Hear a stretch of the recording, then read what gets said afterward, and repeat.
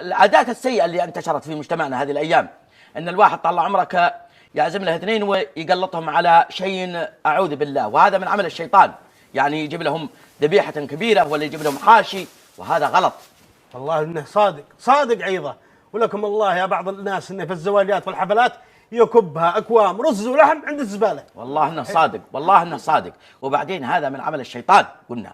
يعني الانسان يعني يبعد عن التفاخر والكلام الفاضي، والله اني لا اذبح، والله اني لا اسوي، هذا كلام فاضي يا جماعه الخير. في ناس في افريقيا وفي الدول الفقيره والله ما يلقون ياكلون، وانتم تشوفون المناظر اللي تجيكم في التليفون، ما تشوفون المناظر اللي تجيكم في التليفون. الله يكثر خيرك، الله يكثر خيرك، الله يطول بعمرك.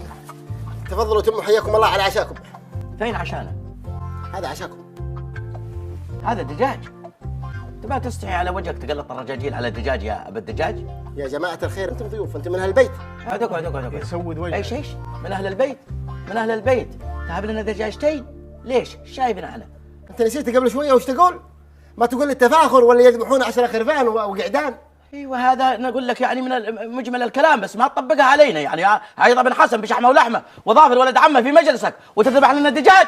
الله لا يخلف عليك، علينا الخطه يا المروح. ما فيك معروف مع الرجال، تقلطنا على الدجاج يا ديكان. خيبك الله وخيب لحيتك. انت ترضى الشيء هذا؟ لا والله مرضى. والله ما يرضاه ولا اليهودي. انا والله اني غلطان اني اقعد في بيتك ولا في مجلسك. والله ما نقعد في مقعده ولا نذوق عشاء. الله يخسك يا مروح. دجاج يا الله.